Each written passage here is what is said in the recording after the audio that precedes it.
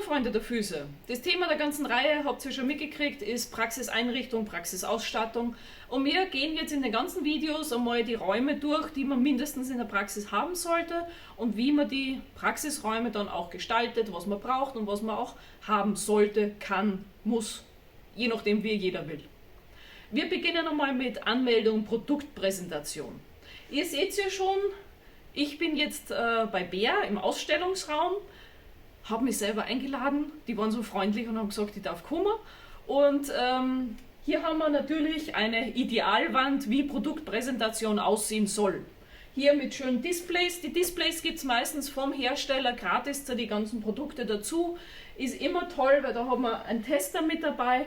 Man kann die Produkte reinmachen, die was der Patient dann gleich angucken kann und kann sagen, ja, sieht toll aus, hat die und die Eigenschaften, kostet das. Also für Produktpräsentation sind solche Displays echt super. Natürlich die Beleuchtung sollte auch im besten Fall das Produkt von vorne oder oben beleuchten, damit dass man das ordentlich sieht, nicht von hinten. Weil wenn man ein Produkt von hinten beleuchtet, dann sieht man vorne eher nur dunkel und für Leute, die was jetzt nicht so gut sehen, ja, ist es etwas schwierig, das Produkt dann ordentlich zu erkennen. Wie gesagt, das ist jetzt der Idealausstattung.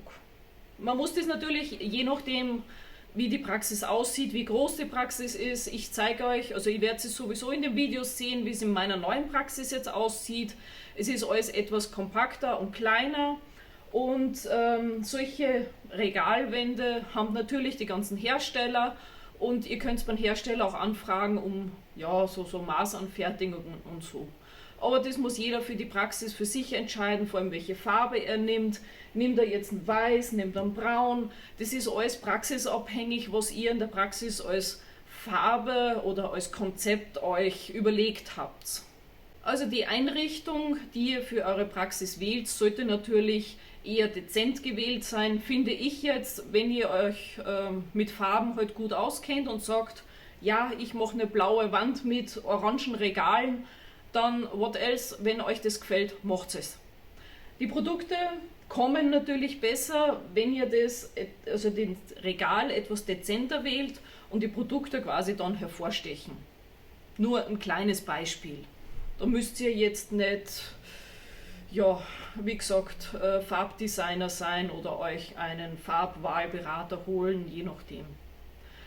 Wichtig ist auch noch, dass ihr vielleicht auch achtet, dass ihr die Farben von eurem Logo oder von eurer Praxis wiederkehrend in der Praxis habt. Sei es jetzt an den Wänden, sei es jetzt an der Schaufensterbeklebung, so dass der Patient halt sieht, das ist alles stimmig mit dem Firmenlogo und dann, ja, es hat einfach ein stimmigeres Bild, wenn ich jetzt zum Beispiel ein grünes Logo draußen habe und ein lila Logo drinnen, dann denkt sich der, gut, bin ich jetzt woanders. Je nachdem. Das müsst ihr alles entscheiden, wie euch das gefällt. Was gehört natürlich bei der Anmeldung noch dazu? Ein Anmeldetresen.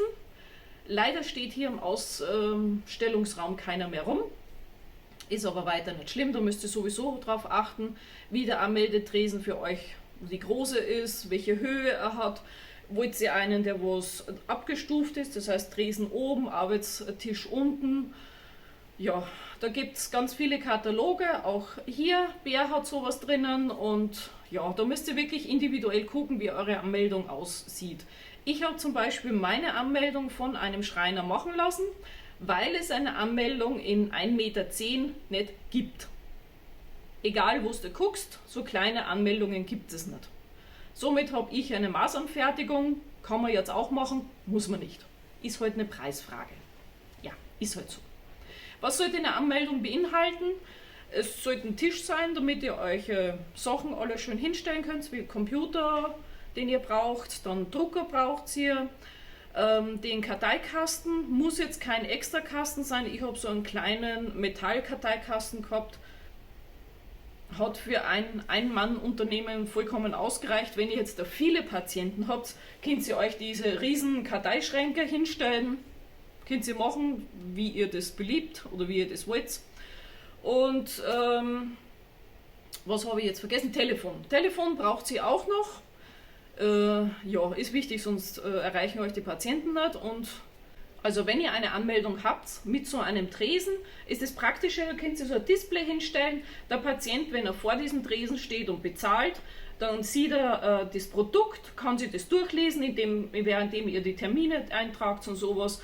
Und der Patient hat da einfach das Produkt auf Sichtweite. Das ist genau dasselbe Prinzip wie das an den Einkaufskassen mit den ganzen kleinen Dingern. Ihr wollt einfach dem Patienten das nochmal vor Augen führen, dass der Patient das bei euch kaufen kann, wenn ihr den Patienten natürlich in der Behandlung ordentlich beraten habt. Dann ist er sowieso schon heiß auf das Produkt und will es haben. Also Verkaufsgespräch findet meistens während der Behandlung statt. Das heißt, mit dem Patienten nicht nur drüber ratschen, was im Urlaub los war, sondern auch über die Pflege seiner Füße zu Hause sprechen. Wäre von großem Vorteil. Eine Produktpräsentation kann auch so aussehen, mit einem sehr großen Aufsteller, mit einzelnen Produkten ausgestattet, macht immer ein tolles Bild. Vor allem, wenn man eine große Praxis hat und das Ganze gut unterbringen kann, ist sowas eigentlich perfekt. Nicht nur die Produkte selber kann man präsentieren, es gibt auch Aufsteller für den Boden, was man entweder hinstellt, das sind so aus festem Karton oder aufhängt, je nachdem, ob man Schaufenster hat. Dann gibt es noch die normalen Poster und zum Beispiel Bär jetzt, weil ich gerade bei Bär bin, gibt es solche ganzen Sets mit solchen Klemmleisten. Da sind ganz, ganz viele Poster drinnen, die was man dann themenbezogen dann aufhängen kann. Gerade für ein Schaufenster macht es immer ein gutes Bild, wenn man Bildmaterial hat, das heißt Aufsteller für die Cremen, die man verkauft. Und was jetzt natürlich mit den neuen sozialen Medien kommt und mit der ganzen Medialisierung, ein Fernseher. Ich habe schon gehört, bei manchen in der Praxis hängt bereits ein Fernseher. Hier gibt es auch die Videos, die was dafür vorgesehen sind vom Hersteller. Ist auch eine tolle Sache, muss man sich selber nicht die Arbeit machen, solche Videos zu drehen. Oder ihr nehmt einfach meine Videos. Könnt ihr auch wunderbar auf einen Fernseher in eurer Praxis hinhängen. Es sei denn, ihr vertragt mein Geschwafel den ganzen Tag nicht. Gut, wir sind soweit mit der Anmeldung jetzt durch. Habe ich irgendwas vergessen? Schreibt mir das unten in die Kommentare rein. Mir fällt jetzt nichts mehr ein, ob ich irgendwas vergessen habe. Hat euch das Video gefallen, macht einen Daumen nach hoch, abonnieren nicht vergessen und klickt auch auf die Glocke, damit ihr kein neues Video mehr verpasst.